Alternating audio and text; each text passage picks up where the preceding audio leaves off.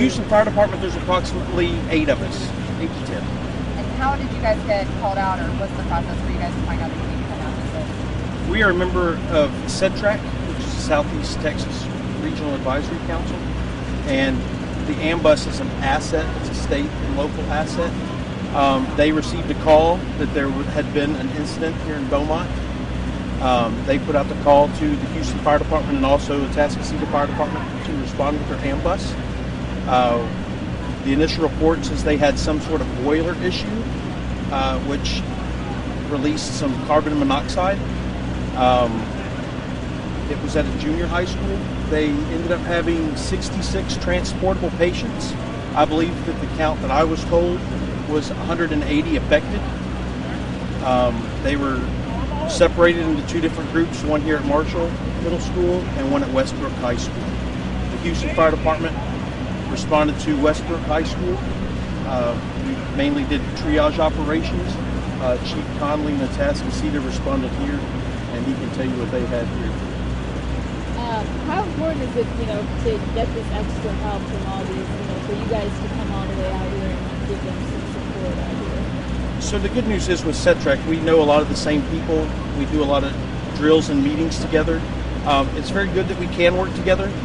We always are constantly learning about operational issues when you go outside of your normal agencies. At this particular incident, there were 7 agencies that were involved besides Beaumont. In the bus mutual aid situations, what is y'all's responsibility? So as part of the regional mutual aid system, which is what the AMBUSs are assets for, multiple departments around the state of Texas have AMBUSs and or other assets that are all part of a statewide disaster program. That's what was executed today. We all responded just like we would in a local mutual aid situation, whether it be a fire or a large car accident. Very similar, yet with so many patients and so many assets needed, that ring goes a little bit further out, and that's why it touched Houston so significantly in Atascocita as well. The buses again respond as part of an emergency system, and that alert came out just before about 12:30. We were all put on standby and then immediately responded thereafter with a significant patient count. We arrived on scene. Atascocita arrived on scene probably about 12:30, 12:45. What did you guys find when you arrived, Chief? Organized chaos. There were multiple patients being treated and triaged already by local responders.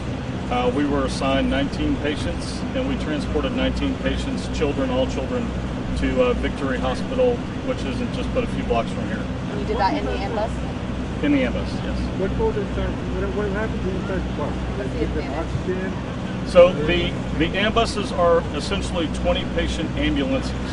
They are MICU units, just like the smaller ambulances that run everyday calls. But we're able to treat and transport multiple patients. We can do 20 laying down, 30 sitting. So in this situation, we had a combination of both. We're able to give IV medication as well as significant amounts of oxygen, which is important in this situation of carbon monoxide. So you guys did 19, and James, what did you guys do? 19 as well? And how would you describe how those kids were holding up? Ours were doing okay. We had the most significant were weak with headaches and vomiting. We also have CO detectors on our bus, and we had some significant levels on a couple of kids. And James, what about you guys at the high school? We did triage operations at Westbrook High School. The ones that were deemed less critical were moved over there just to provide more room and access to the ones over here. We triaged roughly 20 patients. We found several that had CO levels that were higher than normal and were symptomatic, and they were all transported. At this point, we're still waiting to figure out if there's more kids inside that are getting treatment.